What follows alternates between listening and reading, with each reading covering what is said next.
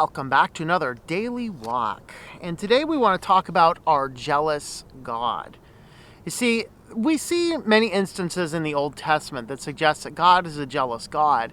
And we don't think about it as much in the New Testament. In fact, this idea of forgiveness is somewhat contradictory to what we think of. And a lot of this is because we generally in modern times think of jealousy in a more negative, a more sinful connotation, because indeed when we ourselves live in jealousy, then it does cause a lot more sin in our lives than anything else. And so what I want to do here today is we want to look at the idea of God as a jealous God. And we're going to start with Ezekiel and some of his visions. So there were a long stretch of visions that Ezekiel saw. And one of these is in 8:3. So he's sitting here in his house, but then he sees in a vision, he's taken in a vision back to Jerusalem. It says Ezekiel chapter 8 verses 3 and 4. He stretched out in the form of a hand and caught me by a lock by my head. The Spirit lifted me up between the earth and heaven and brought me in visions of God to Jerusalem, to the entrance of the north gate of the inner court, where the seat of the idol of jealousy, which provokes jealousy, was located. And behold, the glory of the God of Israel was there, like the appearance which I saw in the plain. And so what we see here is he has taken in a vision back to Jerusalem, and there in the temple is the glory of God. Now this is in his vision, but also in the temple is a idol of God. And so these sinful people have this idol, this image of God, and they're worshiping the image of God despite God himself is in the temple. Now the thing is that God in this form as spirit, we can't physically see him there, and this is part of that element of faith. Do we worship God because he is there before us as a burning, consuming fire standing in our presence, or do we just understand his presence is there whether or not we can see him or not through the spiritual realm? Now, the relevant portion here in Scripture is from Deuteronomy chapter 4. We're going to do 15 to 19 and then 23 and 24. So 15 to 19. So watch yourself carefully, since you did not see any form on that day. The Lord spoke to Horam in the midst of the fire, so that you did not act corruptly and make a graven image for yourself in the form of any figure, the likeness of male or female, the likeness of any animal that is on the earth, the likeness of any winged bird that flies in the sky, the likeness of anything that creeps on the ground, or the likeness of any fish that is in the water below the earth. And beware, do not lift up your eyes to heaven and see the sun and the moon and the stars and all the host of heaven, and be drawn away to worship and serve them, those which the Lord your God has allotted to all the peoples under the whole heaven. So don't make any images. Don't worship this bright sun that is definitely messing up my lighting here. Don't worry about any of that, is what he is saying. Don't worship them. Now I'm skipping the intervening 20 through 22 because it's just about, I brought you out of the land of Egypt, set you up, blah, blah, blah. But then it gets down to verse 23 and 24. So watch yourselves, you do not forget the covenant, the Lord your God, which he has made with you, and make yourselves a graven image in the form of anything against which the Lord your God has commanded. For the Lord your God is a consuming fire, a jealous God. So we see that they are given a warning in the second giving of the law, do not make an image. And then we see that God is, that this image that they have put up in the temple is invoking jealousy in God. Now, a little bit before this, in the book of Ezekiel, Ezekiel 5, 13 and 14, thus my anger will be spent, and I will satisfy my wrath on them, and I will be appeased. And then they will know that I, the Lord, have spoken in my zeal when I have spent my wrath upon them. Moreover, I will make you a desolation and a reproach among the nations that surround you in the sight of those who pass by. Now, other translations, this zeal is translated as jealousy. I am a jealous God. So we see that God is actually acting and wiping people out in the jealousy. This is what God is doing. Now, you might look back and say, yeah, but that's all Old Testament, and some people actually have this cockamamie idea that the God of the Old Testament is different from the God of the New Testament. God was all about evil and wrath then, and now he's about love and peace and joy. God is love.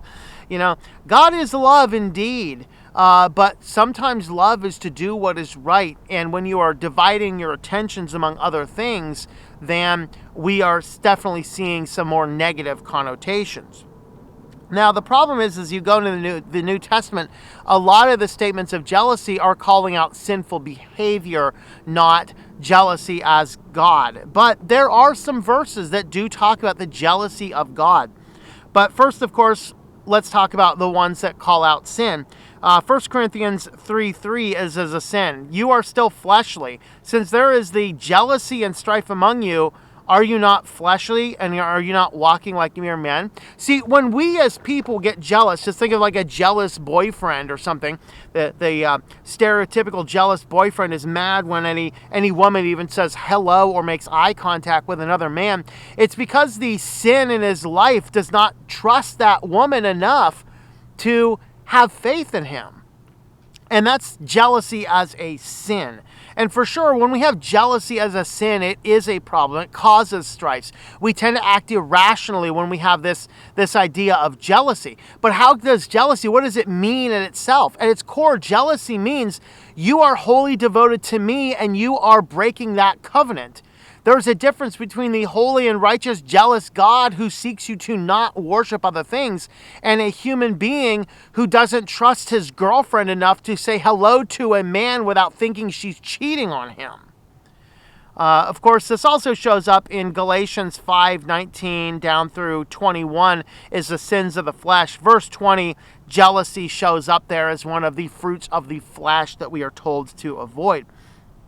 But there are indeed elements of jealousy of the jealous God that do show up in the New Testament. So we have to balance this idea of human jealousy towards other people and the fact that God himself is still a jealous God demanding our allegiance and our obedience even in this New Testament era. Now, Paul uses this godly jealousy in 2 Corinthians 11:2. I am jealous for you with a godly jealousy. I betroth you to one husband so that to Christ I might present you as a pure virgin.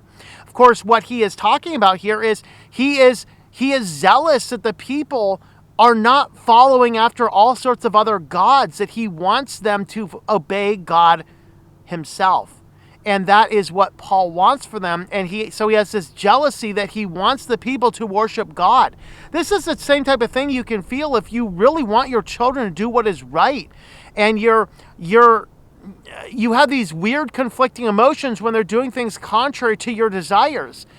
These are problems. We need to stop and go, but do we have enough faith as parents that our children are going to do the right thing? Well, sometimes we have to intervene. Sometimes we have to give them over to their own foolishness as the only way to learn. Erwin Lutzer said it best in a sermon once. He said, sometimes we get in the way of God working in our children's hearts. Something to keep in mind. But let's have a look at some elements of jealousy towards God. Here's a lengthier section, but I thought it was all worth reading. 1 Corinthians 10:14 through 22. Therefore, my beloved, flee from idolatry. So, of course, idolatry is that thing that really riles up God. I speak as wise men. You judge what I say. Is not the cup of blessing which we bless a sharing of the blood of Christ? Is not the bread which we break a sharing of the body of Christ? Since there is one bread, we who are many are one body, for we all partake of the one bread. Look at the nation, Israel. Are not all those who eat the sacrifices sharers of the altar? What do I mean then, that a thing sacrificed to idols is anything, or is an idol something? No, I say that the things which the Gentiles sacrifice, they sacrifice to demons and not to God. And I do not want you to become sharers in demons. You cannot drink the cup of the Lord and the cup of demons. You cannot partake in the table of the Lord and the table of demons. Or do we provoke the Lord to jealousy? We are not stronger than he, are we? He's talking about if you're splitting your attentions between multiple gods, you are invoking his jealousy. So there's a New Testament statement calling it. And we're going to end on Hebrews 12 because this really does invoke some terror if you're thinking about it in the right biblical mindset. Hebrews 12, 28 and 29. Therefore, since we receive a kingdom which cannot be shaken, let us show gratitude by which we may offer to God an acceptable service with reverence and awe. For our God is a consuming fire.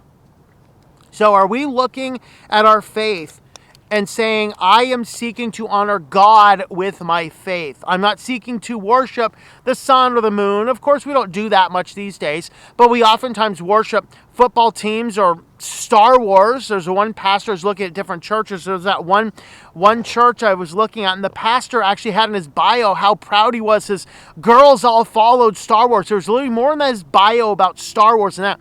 Star Wars, on top of the whole philosophy of Star Wars being based more or less on Taoism, I'm not saying you can never watch Star Wars, it's a sin, but they're also now wholly owned by a company that wants to use the profits from that in order to propagate ungodly, unrighteous deeds on the world. I would not be sitting there as a pastor proclaiming that Star Wars is my God.